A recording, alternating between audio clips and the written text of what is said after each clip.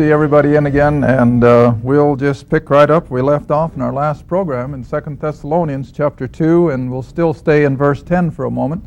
But again, we always like to welcome our television audience, and we just trust that you'll search the Scriptures with us. And for those of you who just tuned in, you realize we've come all the way from Genesis up through the Old Testament and this far through the New. So if you'd like to catch up with us and you want to pick up what we've covered, you can do that with either the videos or the audios or the printed page. And if you're interested in any of those, you just give us a call or drop us a line and we'll get the information to you. I think that's all I want to do for announcements. We've got so much to cover and these half hours go rather rapidly. So I'm going to start right in where we left off in 2 Thessalonians chapter 2 in verse 10. Now remember that the Antichrist has now, since the middle of the tribulation, become the absolute world despotic leader. And with the technology that we're getting more and more every day. See, always have to stop and comment.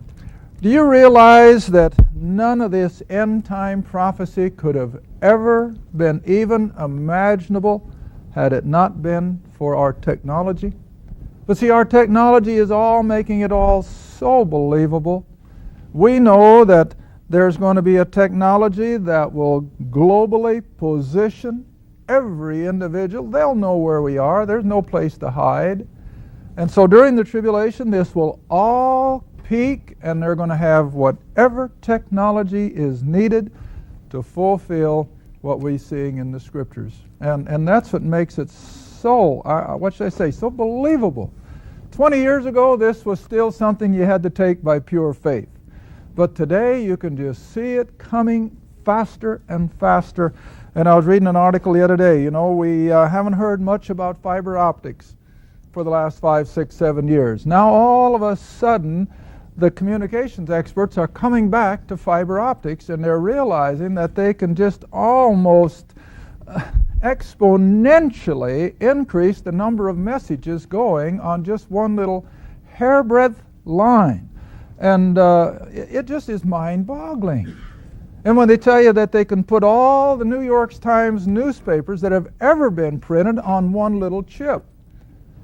And I read another article where this is the whole thrust of our electronics industry is to keep getting smaller and smaller and smaller.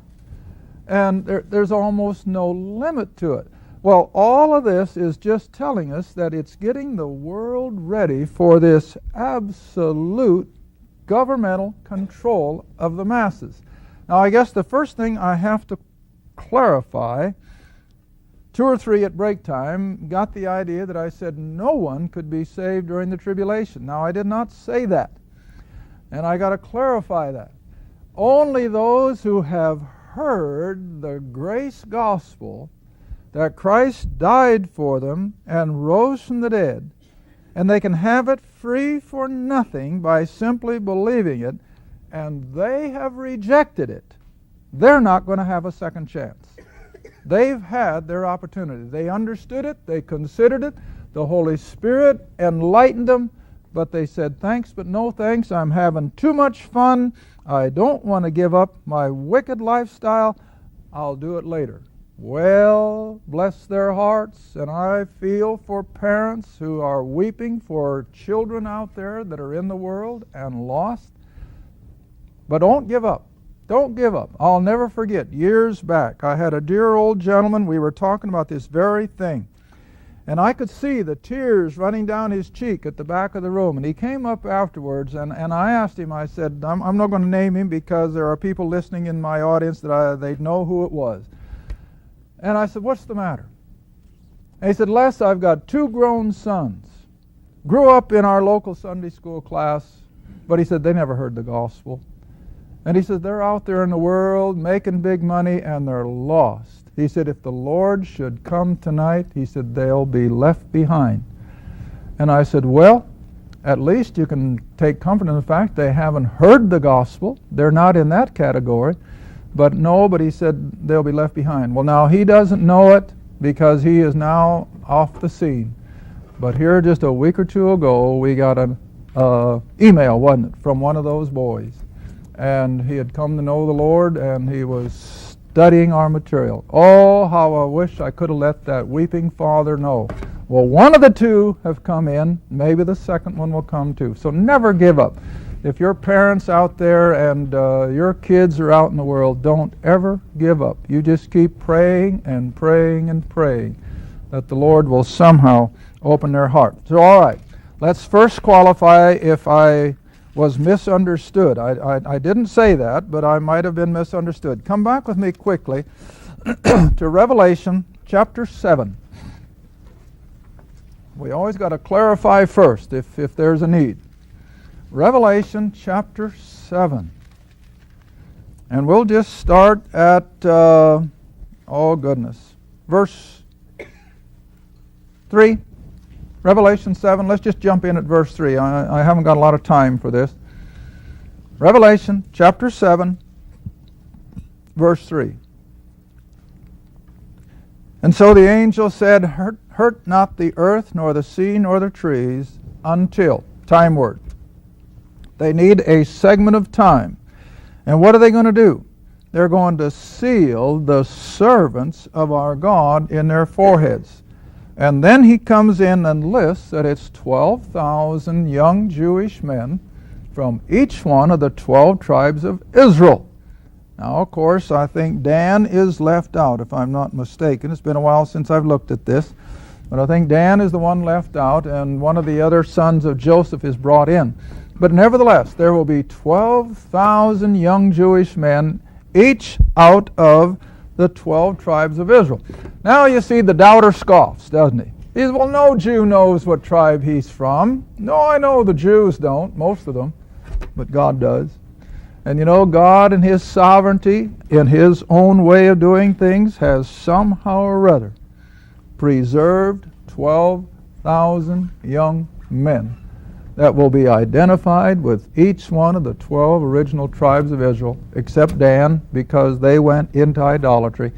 But these 144,000 young Jewish men, virgin men, never married, and they're going to go out and circumvent the globe.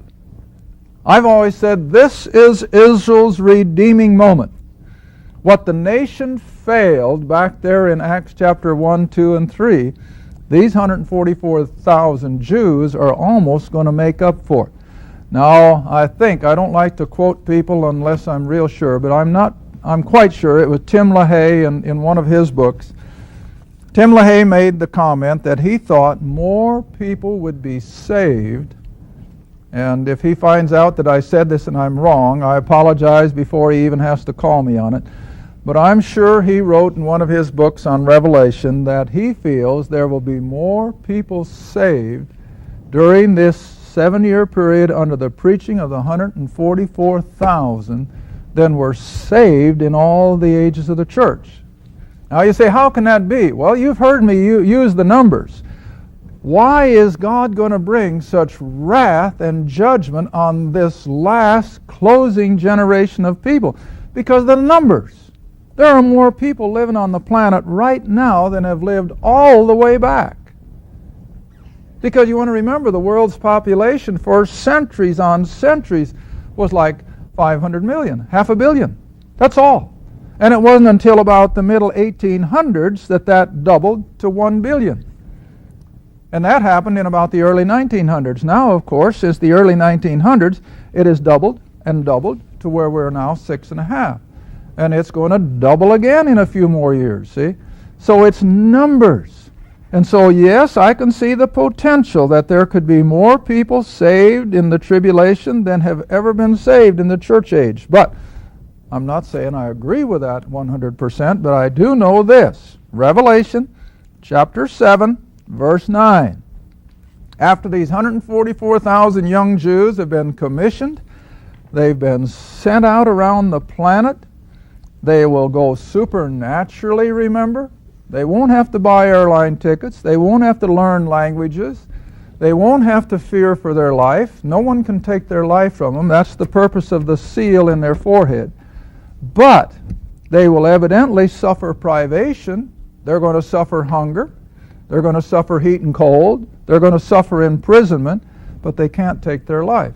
All right, now look what the results of their missionary endeavor will do. Verse 9, after this I beheld, and lo, a great multitude, which no man could number.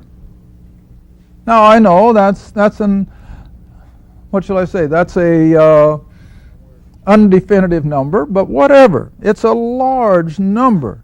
And look where they come from. Not Israel. They come from all nations and kindreds and people and languages. You know what that tells me? Even into some of these third world nations where they have all these different dialects, and certain parts of Africa with all of their dialect, these 144,000 Jews are going to penetrate every one of them. And they're not going to have to stop and learn the language. They're not going to have to stop and get transportation. They're going to go like the wind. And they're going to have a tremendous response. But who are these people? They are people who have never heard the gospel of the grace of God. They are people who have not heard it and rejected it. They are people who will not have taken the mark of the beast, because Scripture tells us as soon as they agree to that mark in the forehead or the hand, they shut off their opportunity for salvation. Now immediately, if you just sit and think for a moment, what part of the world has the most people who have never heard the gospel and who are not up technologically, that as soon as the world is announced that they're going to have this number or this mark, I think it's a computer number, in order to buy and sell, what area of the world could care less? Well, a good portion of the third world. They're not used to credit cards. They're not used to our high technology. And so I can see the masses of Pakistan and India and China and places in Africa where these people will respond to this gospel of the kingdom, not the gospel of the grace of God. And they're not yet the owners of the mark of the beast, and so they're going to respond by the millions. But we also know from Scripture that they're going to be martyred as soon as they believe. Now that again comes to the technology. Just as soon as they make their profession of faith, the authorities will know it and they'll be put to death. So that consequently only a precious few of those tribulation believers will survive. But there will be. Isaiah 64 tells us that there will be a few men left. But to qualify now where I was misunderstood, yes, there's going to be multitudes saved during the tribulation, but coming back to 2 Thessalonians chapter 2, it cannot be anyone who has heard and contemplated and rejected the gospel. They're going to come under the complete wrath of God, and in order to justify God's wrath, they are going to embrace this Antichrist and his system as what the world was really looking for in the first place. All right, come back to Thessalonians, and Paul, I think, makes it so plain. Reading verse 10, which we've already pretty much explained. So with all the deceivableness of unrighteousness, see, nothing righteous in what they do. It is all fomented from the satanic powers. And it's in them that perish.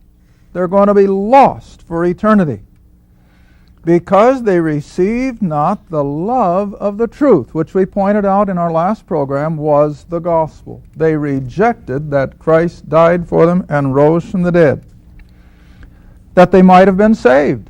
Oh, they had the opportunity, but they rejected it. Oh, verse 11. Make a little headway anyway.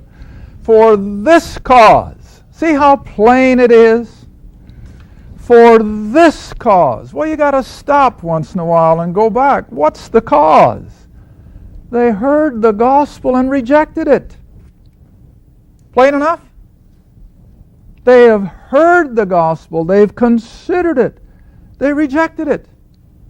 Consequently, for this cause, God, the sovereign God, who knows the number of hairs on the head of every individual, they're not going to be able to fool him for a minute.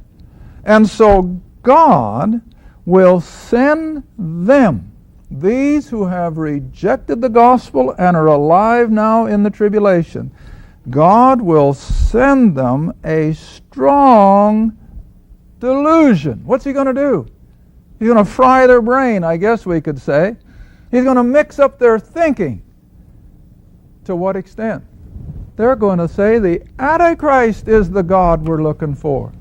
He's the Messiah that the Bible was talking about. He's the one that we can follow. And we won't have to change our lifestyle. We can keep right on doing what we've been doing when we follow Him. And that's the delusion that God will put in the mind of every human being, regardless of where they are on the planet, who has heard the gospel and rejected it. Listen, if I were a lost person today, I would rather never hear the gospel as to sit under it Sunday after Sunday or week after week and reject it. That's going to be worse. And so it's those who have heard it and contemplated it and rejected that God will send a delusion. He's going to change their thinking. And what is their thinking going to do? It's going to make them believe what? The lie. And what is the lie from Genesis 3 to Revelation 20? You can be like God. Am I right? Yeah. That's the lie. Let's go back in Genesis. Let's go back to Genesis. That's where it all began, remember. Genesis chapter 3. Verse 5. In fact, you can take verse 4 with it. This is all part of the lie. Satan's lie.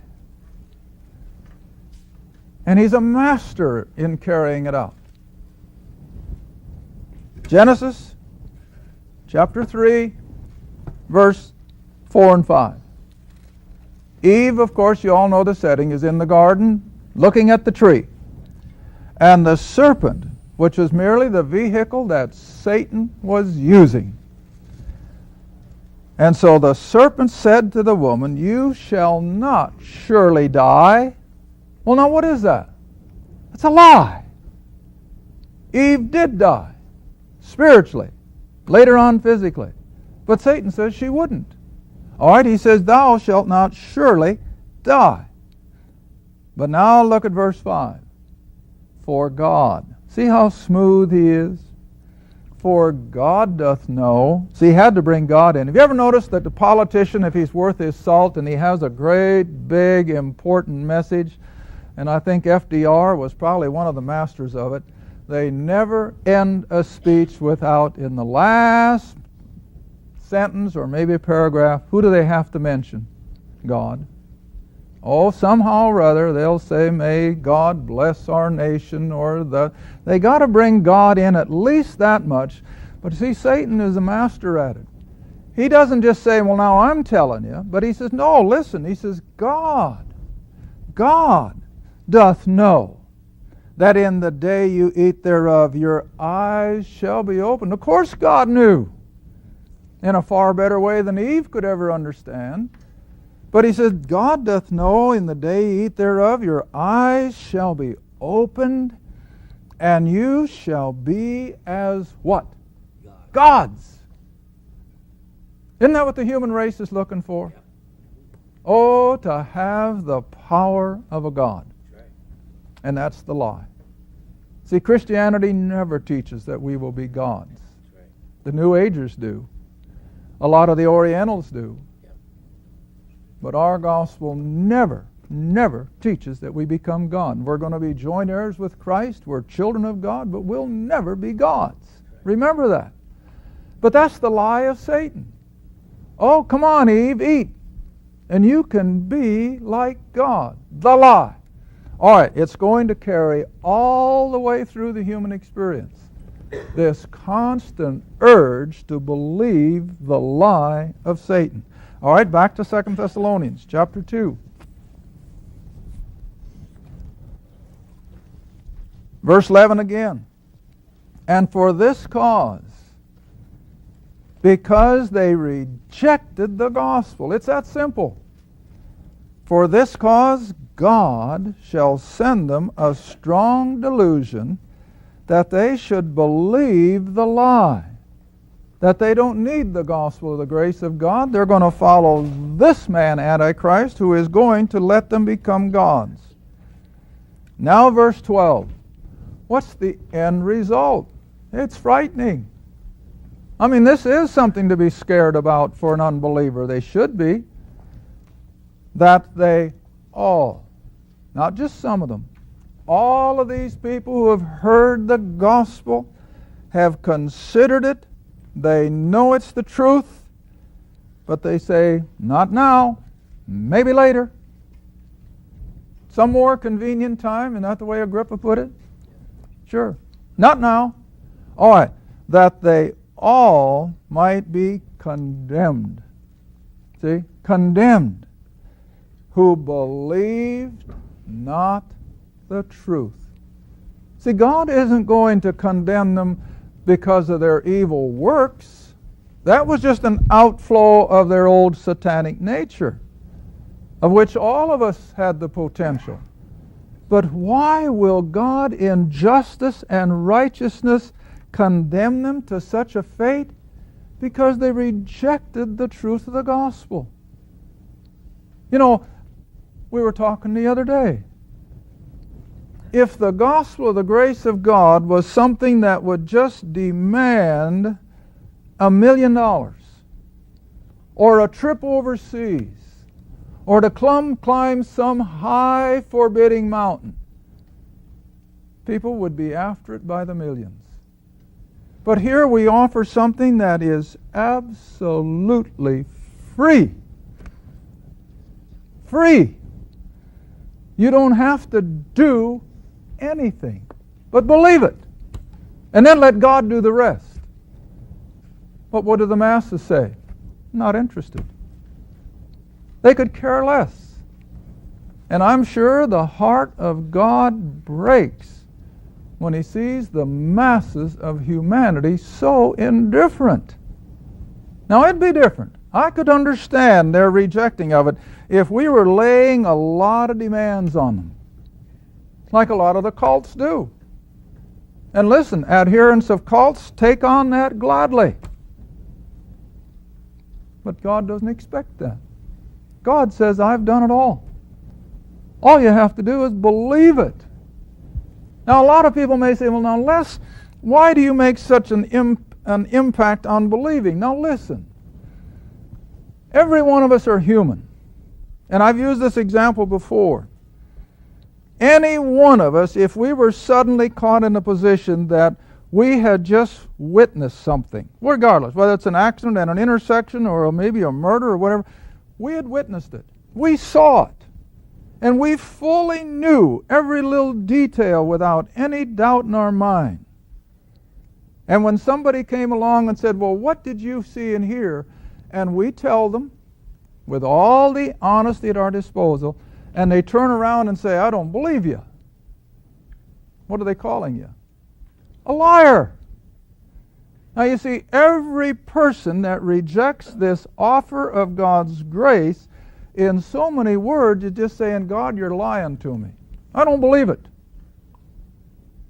And when you believe it, it thrills the heart of God to such an extent, He saves us to the uttermost. Oh, it's so simple.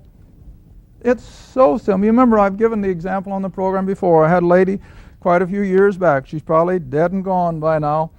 But oh, she was in such distress about her eternal destiny. And so after our class one night, she came up and she wanted to know the plan of salvation so she could have the hope of glory. And I explained the gospel in all its simplicity. I said, just recognize that you're a sinner, that you're undone, and that Christ has done everything that needs to be done. All you have to do is believe it. And that poor lady looked up in me with almost the eyes of a Cocker Spaniel and says, that's too simple. See? Isn't it sad? Now, if I could have told her, now listen, lady, if you can scrape up $50,000, if you can go such and such, and if you can do this, she'd have been elated and tickled pink, wouldn't she? Yeah, she would have. But when you tell them it's so simple that all you have to do is believe it, they just shake their head and say, I can't buy that. Oh, it's sad. I'll tell you it's sad. All right, now then, back to 2 Thessalonians again. You're going to get tired of hearing it, aren't you? 2 Thessalonians chapter 2. But when these people believe the lie instead of the gospel, verse 12 says they're all going to be condemned to their lost eternity because they believed not the truth. Repeating what I said a moment ago, he doesn't mention their wicked lifestyle. He doesn't mention the things that ordinarily people would think would keep them from eternity. All he says, what? Because you did not believe. Now, a verse comes to mind, and I'm going to use it in our closing moments. Come over with me to Hebrews chapter 3. Been a long time since we've used these verses. Hebrews chapter 3. We'll have to do this rather quickly, I imagine, because it's always been this way. Now, what we're talking about in Hebrews chapter 3 is when the children of Israel were brought up to Kadesh Barnea on the southern border of the Promised Land. And they have just come from the experience of Mount Sinai, where they had built that golden calf and they had fallen into the idolatry that they had brought out of Egypt. But now God has brought them up to the southern border of the Promised Land, and He's told them to go in and take it. I'll drive the Canaanites out with hornets, whatever else it takes. You won't have to lift a single weapon. You won't have to lose a drop of blood. Go in and take it. What'd they do? Oh, they said, we can't do it. We're like grasshoppers in their sight. And so now look what God's controversy was because of it. Now I'll have to do this quickly. Drop all the way down to Hebrews 3, verse 17 and 18 and 19. Hebrews 3, 17, 18, and 19. But with whom was he grieved? Now verse 18, to whom swear they should not enter into his rest, but to them that, what? Believe not. Thank you for watching Through the Bible with Les Feldick.